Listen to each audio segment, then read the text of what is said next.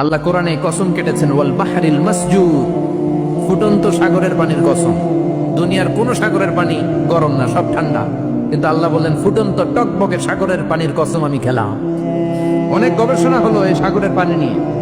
American Naval একাডেমির এক chief engineer উনি বললেন কোরআনে পাওয়া গেল টকবকে সাগরের পানির কসম, কিন্তু সাগরের পানি তো ঠান্ডা, এখানে গরম আসলো থেকে। আসলে আল্লাহ সাগরের নিচে যে গরম মজুদ রেখে দিয়েছেন ওইটার দিকে খেয়াল করে বলেছে। তো সে গবেষণা করতে চাইলো, দেখি সাগরের ভেতরে আগুন কই আছে। কোরআন যেহেতু বললো টকবকে সাগরের পানির কসম, আসলে কোনো আগুন টাগুন খুঁজে পাওয়া যায় কিনা।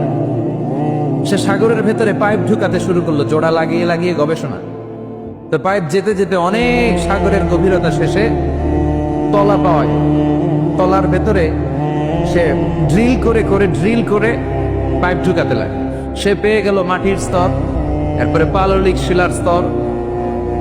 পৃথিবীর ভিতরে কিন্তু অনেকগুলো স্তর আছে জানেন। এই যে পানিগুলো আমরা নষ্ট করি, এই পানি কিন্তু খাই, আমাদের পেশাবই আমরা খাই। আমাদের এই প্রস্রাবও যদি পৃথিবীর 4-5টা স্তর শেষে নিচের দিকে চলে যায়, এটা মিনারেল ওয়াটারের মতো হয়ে যায়। এই 4-5টা স্তর মাটির ভেতরে রেখে দিয়েছে কে? পাললিক শিলা, রূপান্তরিত শিলা, আগ্নেয়গিরির শিলা। এরপরে যখন সে পাইপ ঢুকাতে শুরু করেছে, সে দেখতে পেল এই পাইপগুলো গলে গলে গলে গলে পানি হয়ে যায়। এত আগুন, এত গরম। সে অবাক, পৃথিবীর ভিতরে এত আগুন আসলো থেকে। তো এই আগুনের টেম্পারেচারটা কতটুকু পাওয়ারফুল এটা চেক করার দরকার আছে না নাই? সে বলল, I need fire proof pipe, bring from America.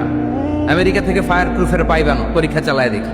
Fire প্রুফের pipe আনা হলো, এবার ফায়ার প্রুফের পাইপ ঢুকাইতে শুরু করছে। সাগর শেষে তলা, পাললিক শিলা, রূপান্তরিত শিলা, আগ্নেয়গিরির শিলা। ওই আগ্নেয়গিরির শিলার পরে যখন ফায়ার প্রুফের পাইপ ঢুকাতে শুরু করেছে, যেই পাইপে আগুন ধরে না, সে দেখতে পেল ফায়ার প্রুফের পাইপগুলো গুনে গলে গলে ধোঁয়া আর পানি হয়ে যায়।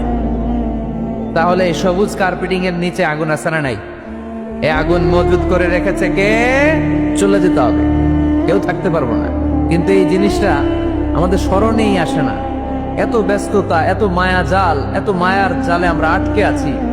এত ব্যস্ত লাইফ, সকালবেলা অফিস, বিকেল বেলায় অমুক কাজ, তারপরে অমুক কাজ, একটার পর একটা কাজ চলতেই থাকে। এই ব্যস্ততার কারণে আমাদের জীবনটা সুপার বিজি লাইফ আমরা লিড করছি, আমাদের জন্য সময়ই নাই, কিন্তু চলে যেতে হবে। এজন্য সাইয়েদনা ওমর ফারুক বলছেন, মুতু ক্বাবলা আন তামুতু, মরার আগে একবার মরো। হাসিবু ক্বাবলা আন তুহাসাবু আলাইকুম, তোমার হিসাব নেওয়ার আগে তুমি তোমার একবার হিসাব নাও। আমাদের প্রত্যেকের নিজের একটা হিসাব আছে না নাই? কথা বলেন। নিজে খাতা কলমের মধ্যে একটু লিস্ট করবেন যে আমি জীবনে এই ভালো কাজ করেছি, এই খারাপ কাজ করেছি, আসলে আমার অবস্থানটা কই হওয়া উচিত। নিজে খাটের মধ্যে একবার শটাং হয়ে মরার মতো শুয়ে থাকবেন, ভাববেন যে আমি মরে গেছি।